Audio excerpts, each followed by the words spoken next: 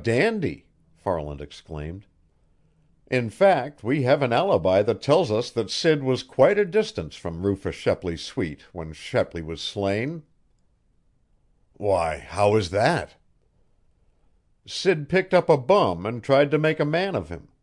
He bought the fellow some clothes and took him to a barber shop. The clothing merchant and the barber furnished the alibi. An expression of consternation was in George Lerton's face, and Jim Farland was quick to notice it. Of course, I am glad for Sidney's sake, Lerton said. But I had really believed that he had killed Shepley. It caused me a bit of trouble, too. How do you mean? Farland asked. Shepley was a sort of client of mine, Lerton said. I handled a deal for him now and then.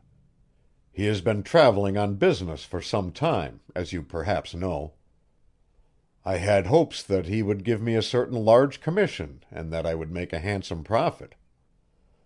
He was about convinced, I am sure, that I was the man to handle it for him.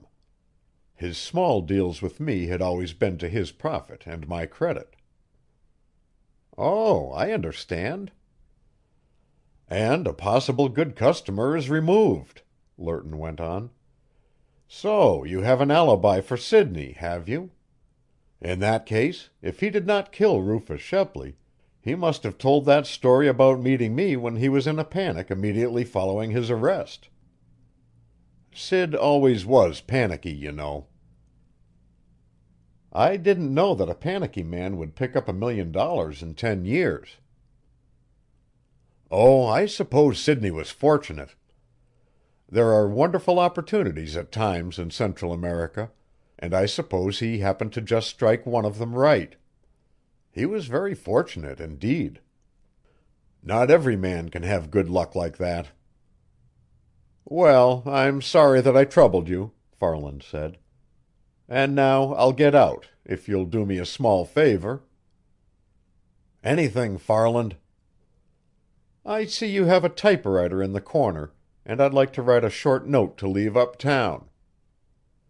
Just step outside and dictate it to one of my stenographers, said George Lerton. That'd be too much trouble, Farland replied. It's only a few lines, and I can pound a typewriter pretty good. Besides, this is a little confidential report that I would not care to have your stenographer know anything about. Oh, I see. Help yourself. Farland got up and hurried over to the typewriter.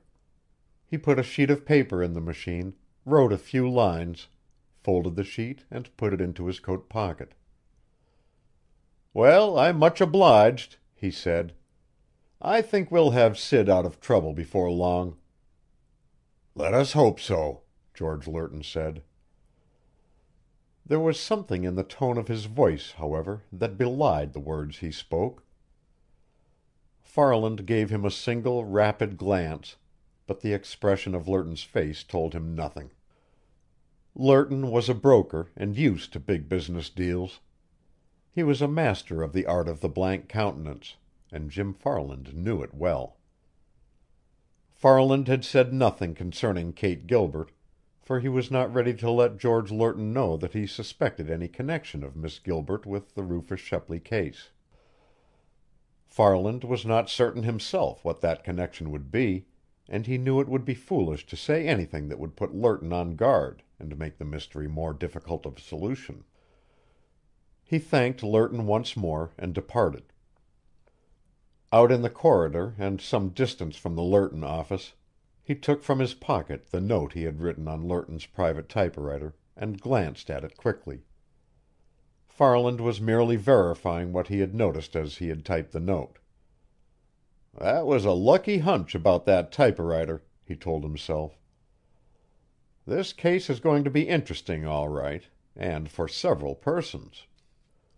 Farland had noticed particularly the typewritten notes that had been received by the clothing merchant and the barber.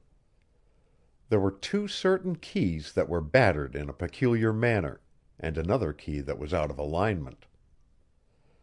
He knew now, by glancing at the lines he had written himself, that those other notes had been typed on the same machine. he guessed that it had been George Lerton, the broker, who had sent those notes and the money to the barber and the merchant. Why had George Lerton been so eager to destroy his cousin's alibi? Why was George Lerton trying to have Sidney Prale sent to the electric chair for murder? End of chapter 12. Recording by Roger Moline.